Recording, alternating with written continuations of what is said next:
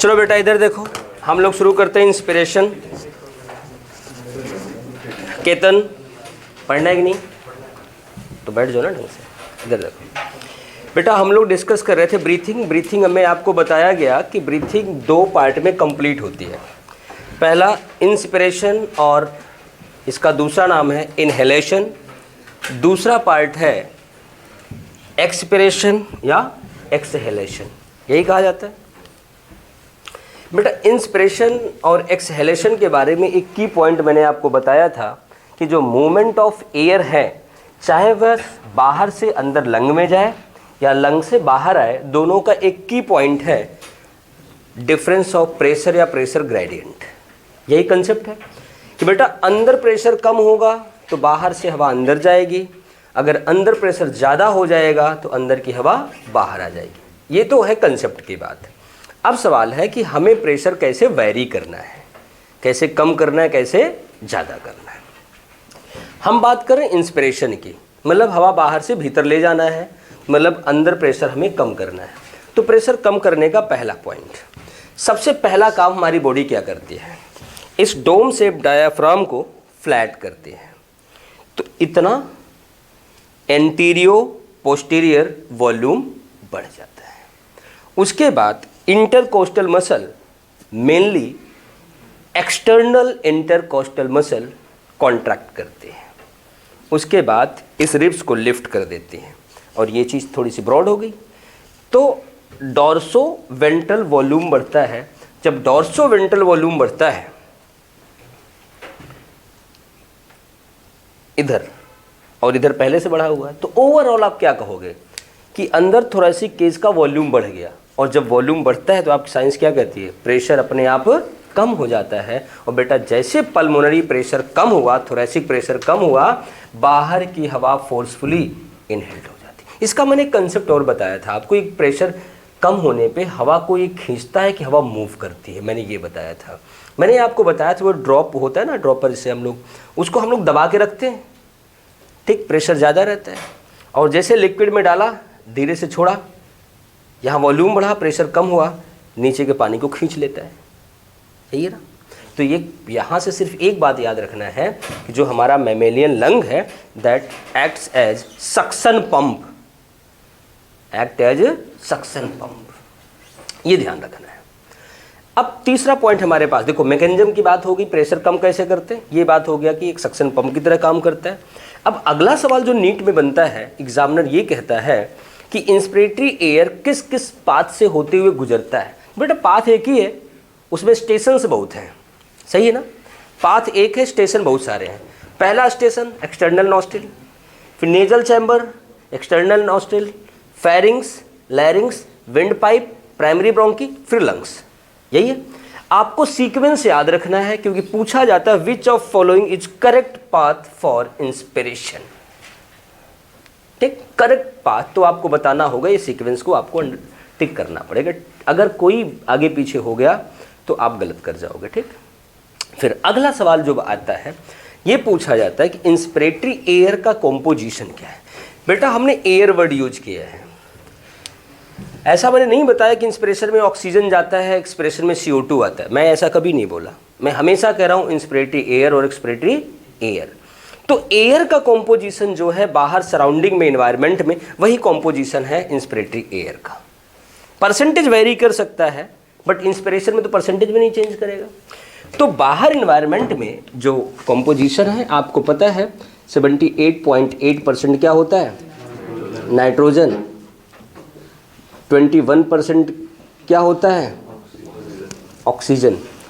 0.03% क्या होता है, CO2। यही होता है, ये परसेंटेज हो गया इंस्पिरेटरी एयर का, उसका कॉम्पोजिशन पता चल गया। अब जब ये फेफड़े में जाते हैं, वहाँ चले गए, वहाँ डिफ्यूजन वगैरह हुआ, जो भी हुआ अभी वो हमें नहीं पढ़ना है, डिफ्यूजन नहीं पढ़ना, सिर्फ ब्रीथिंग पढ़ना है।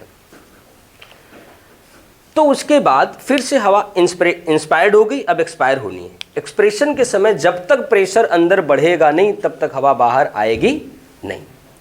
तो प्रेशर हमें बढ़ाना है, कैसे बढ़ाएंगे, जिस सीक्वेंस में हमने प्रेशर कम किया था उसी सीक्वेंस में प्रेशर बढ़ाएंगे। सबसे पहले ये फ्लैट या कॉन्ट्रैक्ट डायफ्राम बिकम रिलैक्स और डोम शेप हो गया। ये एंटीरियर पोस्टीरियर वॉल्यूम रिड्यूस कर गया।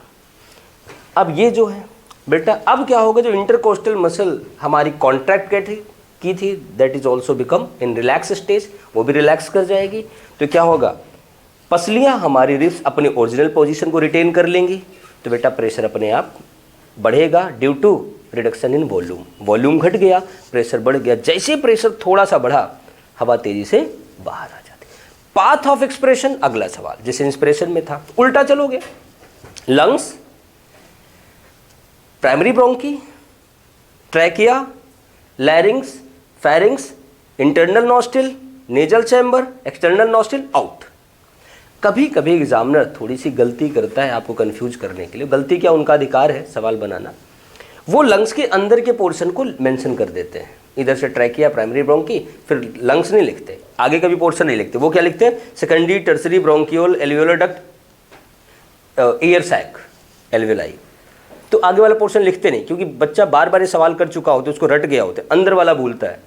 तो आप याद रखना, कभी कभी वो सीक्वेंस वहाँ का भी दे देते हैं, आपको इंस्पिरेटिव और एक्सपिरेटिव दोनों में याद रखना है। पाथ हो गया। तीसरा सवाल कॉम्पोजिशन का, जैसे इंस्पिरेशन में था। अब जो ये तो इंस्पिरेशन की थी, अब ये एक्सपिरेशन की बात करेंगे। जो हवा बाहर आएगी, जो हवा बाहर आएगी उसमें ऑक्सीजन कितना है, 16 to 17%। नाइट्रोजन कितना है, 78.8%।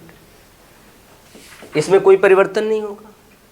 CO2 की मात्रा 4 to 5%। इतना हो गया। कल मैंने जाते जाते आपको सवाल भी बताया था, प्री का सवाल था 10 का, कि इंस्पिरेटरी ऑक्सीजन का कितना परसेंट अंदर रह जाता है। तो बेटा 21 में से 5 अंदर रह गया, तो 5 जो है 21 का कितना परसेंट है, लगभग 20%, 20 से 25%, यही होता है। अब एक सवाल और एनसीईआरटी ने जो मेंशन कर रखा है आपको, अगर हम एक्स्ट्रा वॉल्यूम लेना चाहते हैं या निकालना चाहते हैं, फोर्सफुल एक्सपिरेशन या फोर्सफुल इंस्पिरेशन करते हैं, तो एडिशनल फोर्स या एडिशनल फंक्शन जो करने वाले स्ट्रक्चर है दैट इज एब्डोमिनल मसल। मैं बोलता हूँ एब्डोमिनल मसल, बट एनसीईआरटी लिखती है मसल ऑफ एब्डोमेन, यही लिखा हुआ है ना। हाँ, मसल ऑफ एब्डोमेन वो फैसिलिटेट करती है, हमें हेल्प करती है कि अगर आप जैसे सांस ले रहे हो, नॉर्मल ब्रीथ चल रही, मेरी आपकी भी चल रही, लेकिन हम चाहते हैं ऐसे सांस लेना तो एब्डोमिनल मसल काम करेगी। अगर हम चाहते हैं फोर्सफुली निकालना तो एब्डोमिनल काम करेगी। रेनू करके देखो, नहीं, अच्छा। तो ये जो एब्डोमिनल मसल है, ये एक्स्ट्रा वॉल्यूम ऑफ एयर को इंस्पायर और एक्सपायर करने में हेल्प करती है, और इसे आपको याद रखना है। एक मज़ेदार बात जो कि एनसीईआरटी में है नहीं, पहले सवाल थे, पता नहीं बने ना बने, बट आपको बता दे रहा हूँ जिससे आपके सामने ये सवाल अगर आए तो आप कर सको। मेल और फीमेल में बेटा रेस्पिरेशन का मैकेनिज्म तो सेम है, बट जो फिजिकली या मॉर्फोलॉजिकली अपीयरेंस आता है ब्रीथ का, वो अलग है। हाँ, बिल्कुल सही बात है। अब मैं सवाल बोलूँगा तो सवाल समझ में आ जाएगा मैं कहना क्या चाह रहा हूँ। मेल में ब्रीथिंग कैसी होती है, एब्डोमिनल। कैसी होती है, एब्डोमिनल। ये सवाल गुजरा होगा, सामने से प्रीवियस करो। और फीमेल में कैसी होती है, थोरैसिक। मेल में कैसा होता है, एब्डोमिनल। फीमेल में कैसी होती है, थोरैसिक। ये सवाल प्रीवियस ईयर अगर 20-25 साल आप करते हो, या आप डिफरेंट इंस्टीट्यूट से पढ़कर उनके मॉड्यूल देखना, उनमें सवाल आपको मिलेगा। तो बेटा है क्या कि मेल जब सांस लेता है तो उसमें ऐसे चलता है, पेट चलता है। फीमेल सांस लेती है तो उसका ये थोरैक्स वाला पोर्शन अप डाउन करता है। इसे कहते हैं थोरैसिक रेस्पिरेशन, इसे कहते हैं एब्डोमिनल रेस्पिरेशन। ये आपको याद रखना है, ठीक। इतना मेंशन कर लेते हैं, राइट कर लेते हैं, फिर आगे बढ़ते हैं, ठीक बेटा। लिखो इंस्पिरेशन। अच्छा, पार्टी बदलनी थी। अच्छा, आवाज़ नहीं कर रहा, फर्नीचर इन लोगों से बातें कर रहा है। चलो लिखो, inspiration is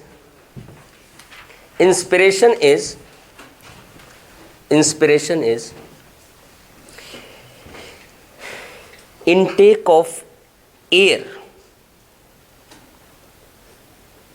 or movement of air from external environment to lung, from external environment to lung, external environment to lungs. देखना, during inspiration, during inspiration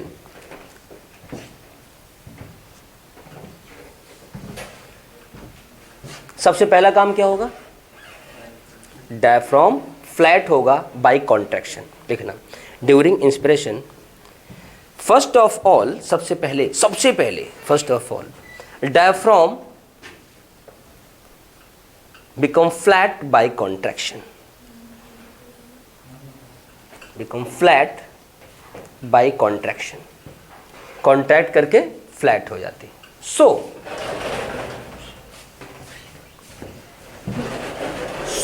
इधर बैठ.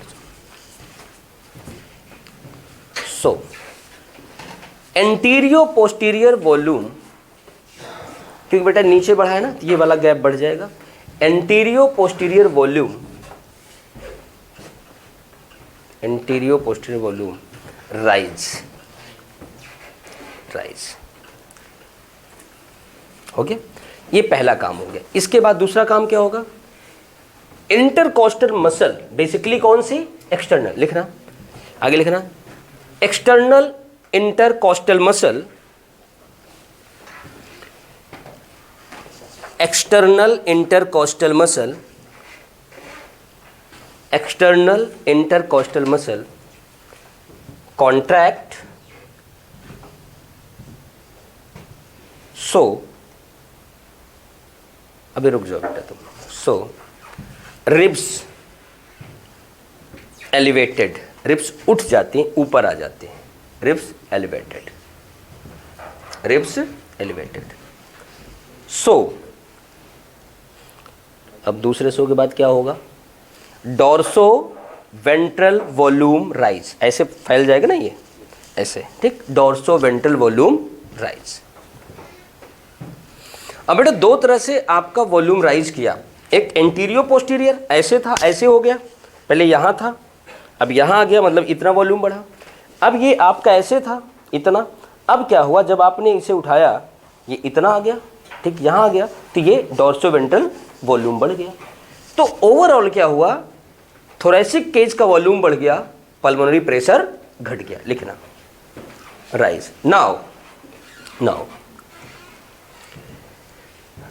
volume of thoracic cage rise, volume of thoracic, THORACIC, thoracic cage rise and pulmonary pressure decrease,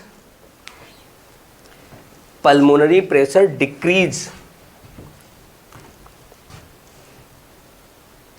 due to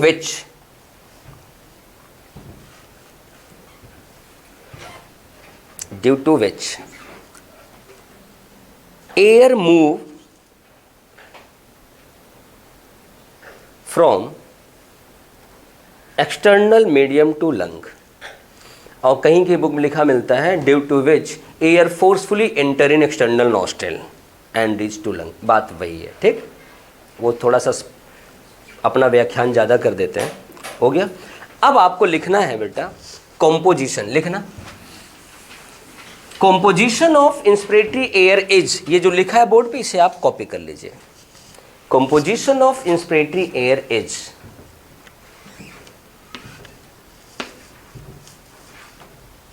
composition of inspiratory air is, ये लिखा हुआ है 21% oxygen, 78.8% nitrogen and 0.03% CO2. हो गया.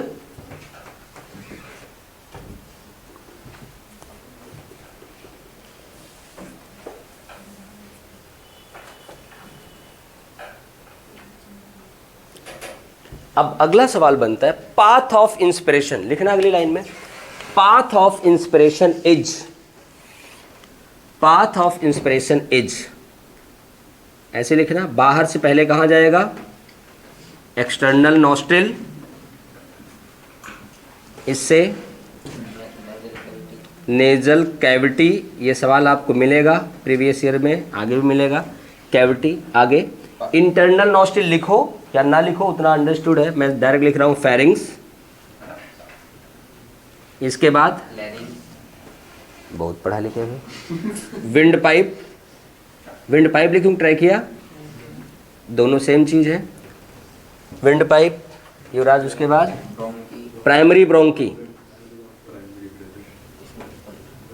Primary bronchi इसके बाद आप सीधे लंग्स लिख लो। लंग्स, अगर लंग्स के ब्रैकेट में लिखना चाहो, जब एग्जामिनर इस सवाल को एक्सटेंड करता है तो लंग्स के बजाय आप लिख सकते हो secondary bronchi, tertiary bronchi, bronchiole and alveoli. ठीक, इसको लंग्स को उससे रिप्लेस किया जा सकता है। जैसे मैं लिख दे रहा हूँ सेकेंडरी ब्रोंकी, टर्सरी ब्रोंकी, इसके बाद ब्रोंकियोल, ब्रोंकियोल, इसके बाद एल्वियोलस, एल्वियोलस। कभी कभी एग्जामिनर ये भी कर सकता है, प्राइमरी सेकेंडरी टर्सरी को हटा के सीधे लिख देगा विंड पाइप के बाद ब्रोंकी, ब्रोंकियोल एंड एल्वेलाई।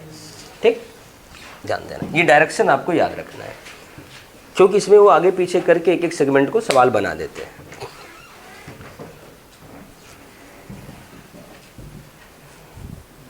लिखना। अब अगली हेडिंग बनाना, इन एक्सप्रेशन, नया टॉपिक है एक्सप्रेशन। अभी मैंने आपको क्या बताया एक्सप्रेशन समझाते समय, कि जो जो उसमें हुआ है वो जस्ट उल्टा होगा। डायफ्राम जो यहाँ गया था अब वो डोम शेप हो जाएगा, जो इंटरकोस्टल मसल कॉन्ट्रैक्ट हुई थी वो रिलैक्सेशन हो जाएगा, रिलैक्स होने से अपनी ओरिजिनल पोजीशन पे आ जाएगी, तो टोटल वॉल्यूम घट जाएगा, प्रेशर बढ़ जाएगा, हवा बाहर आ जाएगी इसके जस्ट उल्टे डायरेक्शन में, और कॉम्पोजिशन जो होगा वो बदल जाएगा। क्यों? क्योंकि अब जो हवा बाहर निकलेगी उसमें ऑक्सीजन की मात्रा कम हो जाएगी और CO2 की मात्रा बढ़ जाएगी। मैकेनिज्म समझा दिया है, इसे नोट करो। हेडिंग बनाना expiration, expiration. Internal intercostal muscle contract नहीं करेगी, वो तो बस उतना लिखा रहा हूँ जो एनसीईआरटी में, एक्स्ट्रा वाला काट दिया, एक्स्ट्रा वाला काट दिया, उससे कोई रोल ही नहीं, वो एनसीईआरटी बेस बनाया तो वो काट ही दिया। वो नहीं कर, वो करता है जैसे, लेकिन क्या है कि उसके पैरेलल करता है ना, जैसे हमारा ये रिलैक्स कर रहा है तो इंटरनल की मजबूरी है कि वो अपने आप यूँ अपने आप को मेंटेन करे, बट उसका ओवरऑल वॉलंटरी मैकेनिज्म नहीं होता कि वो कांटेक्ट करे, बस वो शो करता है, इसलिए उसको काट दिया गया, मतलब लिखाते ही नहीं है। कहाँ थे हम लोग? Expression is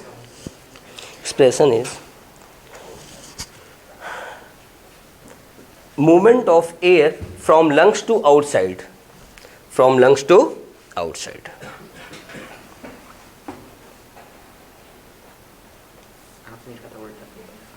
lungs to outside हो गया। आगे लिखना, ड्यूरिंग एक्सपिरेशन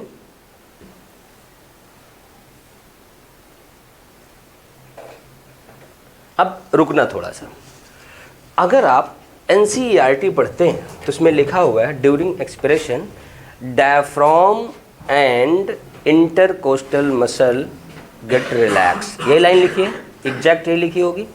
लेकिन एक बार सवाल बना, उस सवाल में एग्जामिनर ने थोड़ा सा गड़बड़ कर दिया। उन्होंने क्या किया, उन्होंने कहा during expiration diaphragm become dome shape, relax भी ऑप्शन था, आंसर वो नहीं होगा। वो स्टेज पूछ रहा है, स्टेज क्या होगा? डोम शेप, रिलैक्स नहीं आएगा वहां, ध्यान देना इस बात को। अब सवाल तो लिंक्ड है एनसीईआरटी से, बट आपको लगेगा बाहर का नहीं है, और आप एग्जैक्ट आंसर लगाओगे रिलैक्स तो गलत हो जाएगा, ध्यान देना इस बात को। चलो आगे लिखते हैं। कहाँ बोथ देगा तो आपके लिए अच्छी बात है, आप लगा सकते हो बोथ। अगर जो उसे बोथ देना ही होगा तो फिर ऐसे उलझाएगा नहीं, जब उलझाना होता है तभी ऐसा देते हैं वो। नहीं बोथ दिए तो क्लियर है कि भाई बोथ लगा दो, तब इजी हो जाता है ना सवाल, तब बच्चा कंफ्यूज नहीं होता। रिलैक्स और डोम से में कंफ्यूज होगा, कुछ गलतियां भी करेंगे। ठीक, ध्यान देना इस बात को। चलो आगे देखते हैं, कहाँ थे? ड्यूरिंग एक्सपिरेशन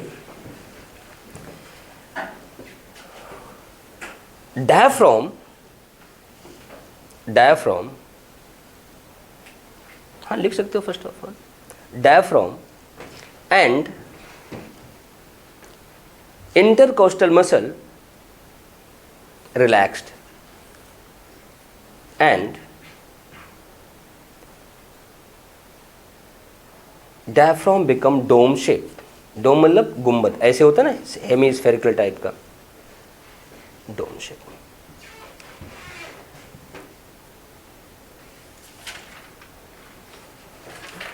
लिखना डोम शेप. एंड अब उसके साथ क्या होगा, क्योंकि इंटरकोस्टल मसल भी रिलैक्स किए, and ribs retain original position. Ribs अपनी ओरिजिनल पोजीशन पे आ जाती, पहले एलिवेट करके ऊपर चली गई थी, ओरिजिनल पोजीशन. नाउ बेटा ट्यूबलाइट जल रही, उजाला है रेनू, यहाँ देखो साइड में देखो, तुम्हारे फोन का हम लोगों को उजाला दिख रहा है. उसको ऑफ करो एक बार. चलो लिखो कहाँ थे. Now thoracic volume decrease and pulmonary pressure. अब भी उसने ऑफ नहीं किया, उसे रख दिया. अच्छा हो गया. अरे ऐसे मतलब रखते ही हो जाता है. अच्छा जवाब बड़ा सही था इसका. जवाब था कि पूछ रही थी बटन प्रेस करने से होता है कि नहीं. होता है बेटा, होता है. देखो volume decrease and pulmonary pressure increase. Volume घटेगा तो आपकी साइंस क्या कहती है, प्रेशर बढ़ेगा. Pulmonary pressure increase, so air move to outside. So air move to outside. अब आपको जो लिखना है वो ये लिखना है, कॉम्पोजिशन लिखना. Composition of expiratory air is nitrogen 78.8%, same रहेगा. Oxygen 16 to 17%, CO2 4 to 5%. ये लिख लो. कॉम्पोजिशन चेंज हो गया, CO2 की मात्रा बढ़ गई, इसीलिए लोग बोलते हैं कि O2 लिया जाता है, CO2 छोड़ा जाता है. चलो आगे देखते हैं. Path of expiration is lungs, primary bronchi, इसे ब्रोंकाई पढ़ते हैं हम लोग, ट्रैकिया,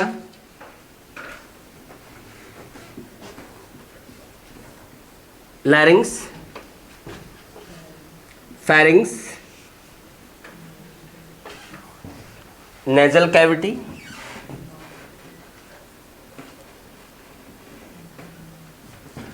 एक्सटर्नल नॉस्ट्रिल, आउट, बाहर से अंदर गया फिर बाहर आ गया.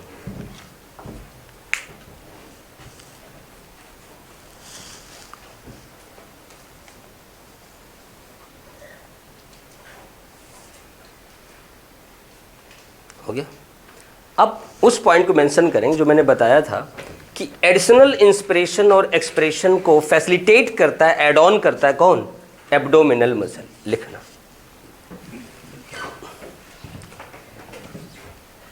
Additional inspiration and expression is facilitated bye additional inspiration and expression is facilitated by muscle of abdomen या abdominal muscle, by abdominal muscle, abdominal muscle. हो गया, लिख लिया. कल मैंने आपको बताया था कि नॉर्मल ब्रीथिंग रेट हमारी कितनी होती है, 12 से 16. अगर वो बढ़ जाए तो हाइपरपीनिया, टैकीपीनिया, घट जाए तो सांस लेने में दर्द हो तो, सांस ही ना लें तो एपीनिया। ये तो नहीं कहना सांस ना लें तो मर गए। ठीक, चलो कहानी खत्म। चलो इसके बाद बेटा हमारे पास जो अगला टॉपिक है वो डिफ्यूजन का नहीं है। पहले हम वॉल्यूम की बात करेंगे, उसके बाद हम डिफ्यूजन की बात करेंगे। Heading banana, volume and capacities of, क्या कोई problem?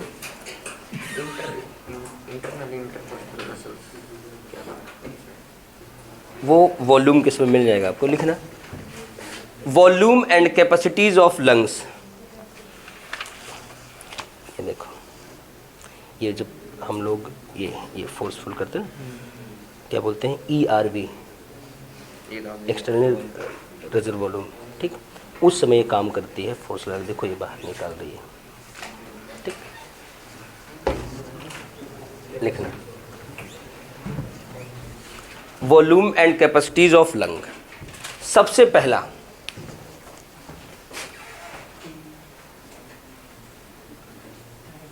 Tidal volume, tidal volume इसे हम लोग लिखते हैं TV, tidal volume. But tide क्या होता है? साबुन नहीं होता, कपड़ा धुलने वाला। समुंदर की जो लहरें आती हैं जाती हैं, आती हैं जाती हैं, वो टाइड है। बाकी बीच का समुंदर तो बड़ा शांत रहता है। ठीक, ये जो किनारे लहरें आती हैं और जाती हैं वो टाइड है। उसी तरह हमारे लंग्स में हवा तो है भरी हुई, जो हवा मूव करती है, बाहर से आई फिर निकल गई, फिर आई फिर निकल गई, वो होती है टाइडल वॉल्यूम। जितना volume of air, amount of air एक इंस्पिरेशन में लेते हैं या फिर एक एक्सपिरेशन में छोड़ते। ऐसा मत करना कि one inspiration and one expiration, and मत लगाना, और लगेगा। एंड करते अमाउंट डबल, आंसर गलत। समझ गए? ये एंड का चक्कर यहाँ गलत हो जाएगा। जैसे कल एक बच्चे सवाल पूछ रहे थे, 48 या 46 था, उसमें कुछ बच्चे पढ़ने में मिस्टेक किए थे। Deposition of bile pigment, bile salt in I, last था क्या वो? हाँ, तो वो ऐसे बेटा पढ़ा करो, बाइल पिगमेंट से जॉन्डिस होती है, बाइल सॉल्ट से नहीं होती है। समझ गए? तो पढ़ना, पूरा पढ़ना सवाल जो भी है।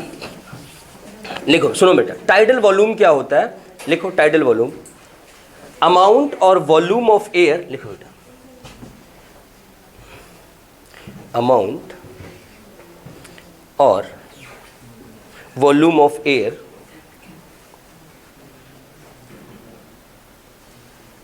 either inspired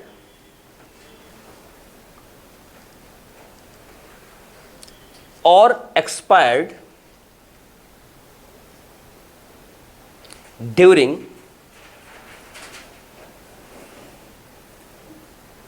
one normal breath। एक नॉर्मल ब्रीथ के दौरान हम जितना वॉल्यूम ऑफ एयर का लेते हैं या फिर छोड़ते हैं, दैट इज टाइडल वॉल्यूम। लिखना, it is about 500 millilitre. 500 millilitre. आप आधा लीटर हवा अंदर ले लेते हो हर बार और आधा लीटर छोड़ देते हो। समझिए? उस आधे लीटर में 21% ऑक्सीजन अंदर जाती है और जब बाहर आती है तो 16 से 17%। अब लीटर वाइज आप कैलकुलेशन कर सकते हो। ठीक, आप केमिस्ट्री के स्टूडेंट हो, आप मोलरिटी वगैरह सब निकाल सकते हो, नंबर ऑफ मॉलिक्यूल निकाल सकते हो, वो आपके काम है। ठीक, वो बायो वालों का काम नहीं है। चलो अब दूसरा लिखना बेटा,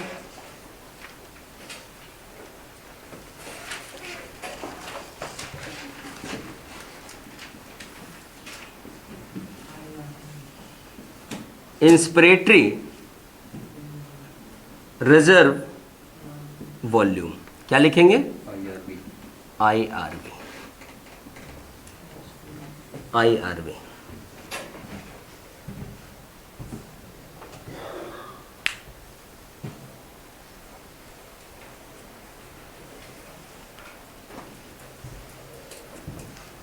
सुनना, इसका नाम है इंस्पिरेटरी रिजर्व वॉल्यूम। ओके, आप इंस्पिरेशन तो नॉर्मली करते हो, रिजर्व चीज़ हमेशा हम उसे कहते हैं जो हमारा रूटीन का यूज है उससे एक्स्ट्रा हो, वही कहा जाता है। ठीक, तो बेटा यहाँ inspiratory reserve volume, normal inspiration के बाद आप कितना हवा ले सकते हो वॉलंटरी, उसे कहते हैं inspiratory reserve volume.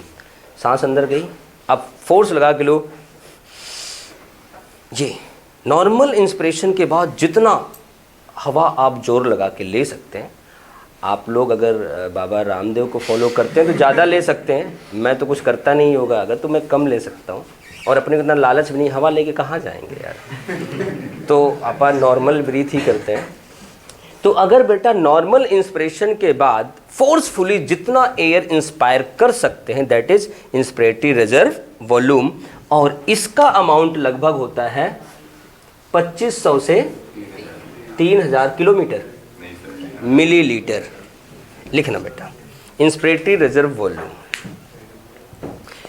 Volume of air,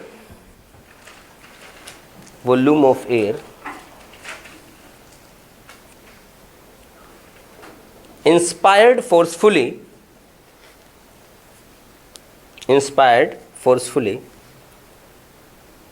after normal inspiration,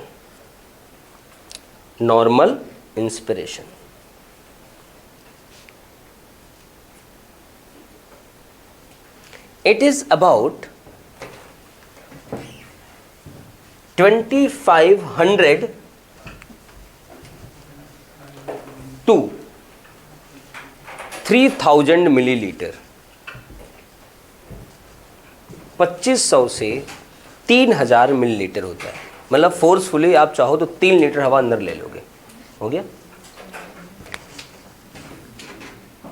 मतलब जो धार्मिक सीरियल में राक्षस दिखाए जाते थे, हवा खींच लेते थे, उनकी इंस्पिरेटरी रिजर्व वॉल्यूम ज़्यादा होती थी, बहुत ज़्यादा थी ना। हाँ, आगे लिखना, expiratory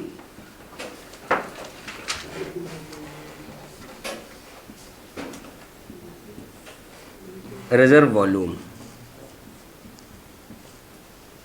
ERV,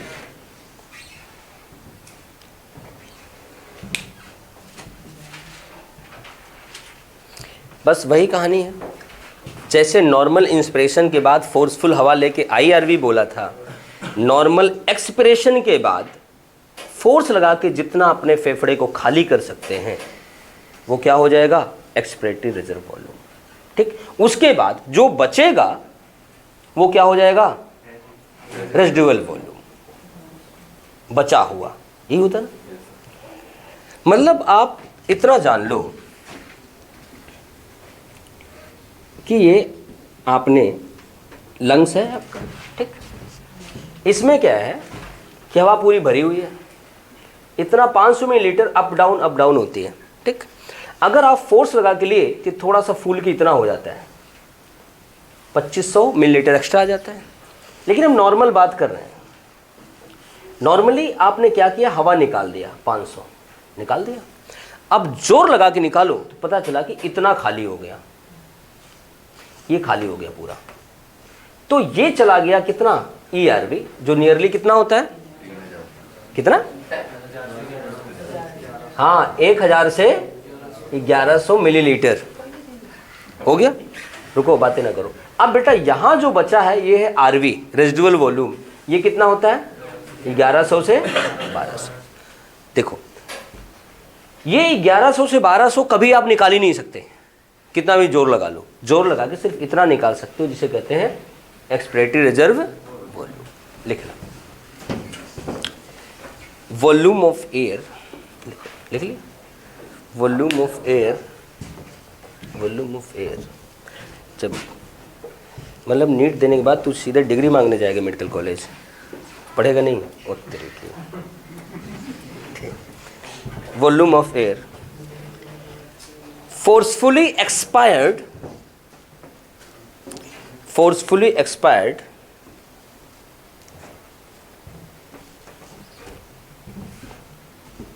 after normal expiration, after normal expiration, it is about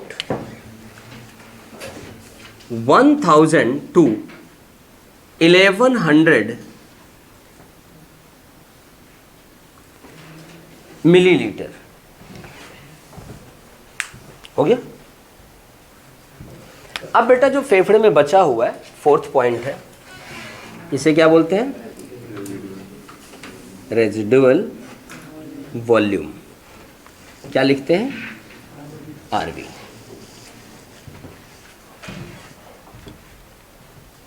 बस सीधी सी बात है कि volume of air left in lung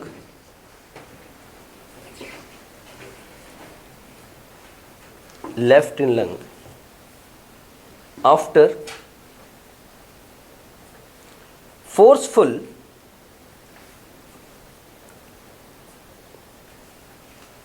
expiration, forceful expiration के बाद जो बचा होता है उसे क्या कहते हैं? आरवी। लिखना, इट इज अबाउट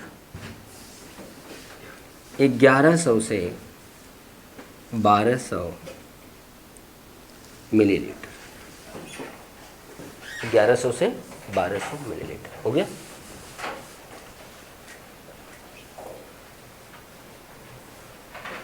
चलो, ये तो वॉल्यूम हो गया। अब हम बात करेंगे कैपेसिटी की। देखो बेटा, यहीं से हम लोग काम करना शुरू करते हैं। इधर देखना, 4 वॉल्यूम आपको दिख रहे हैं।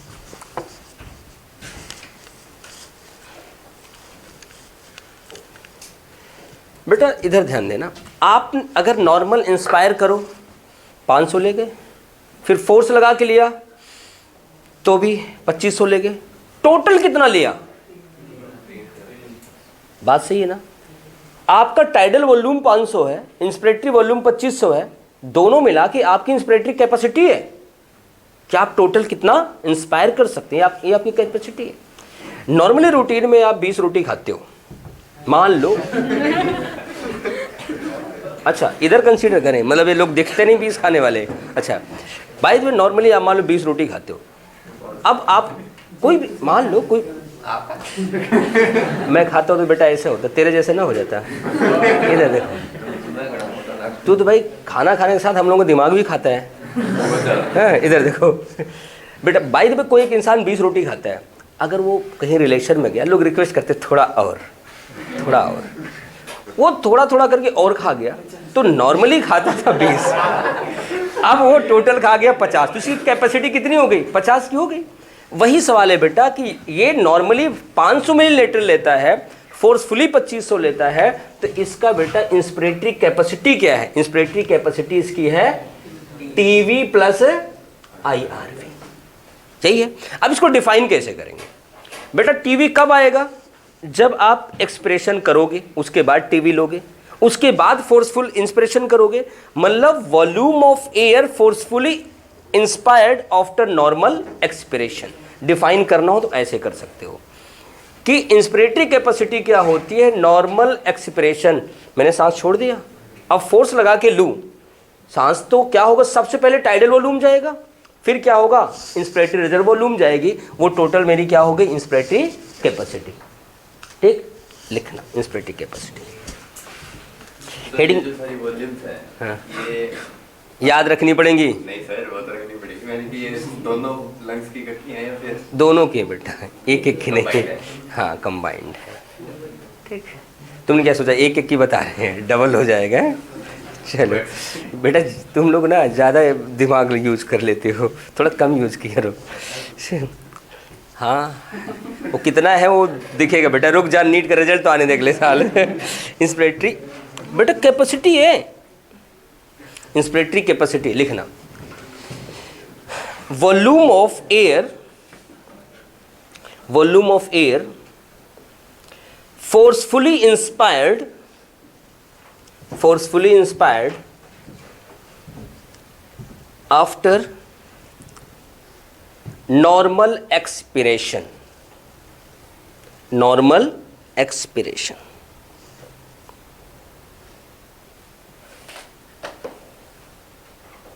हो गया। लिखना IC equal TV plus IRB, यहाँ लिख लेना 500 plus 2500 to 3000 equal 3000 to 3500 millilitre. ये IC हो जाएगी, इंस्पिरेटरी कैपेसिटी।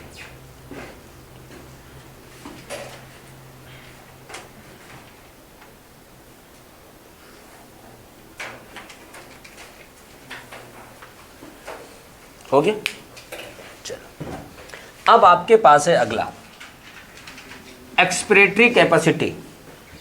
अगली हेडिंग में एक्सपिरेटरी कैपेसिटी। Expiratory capacity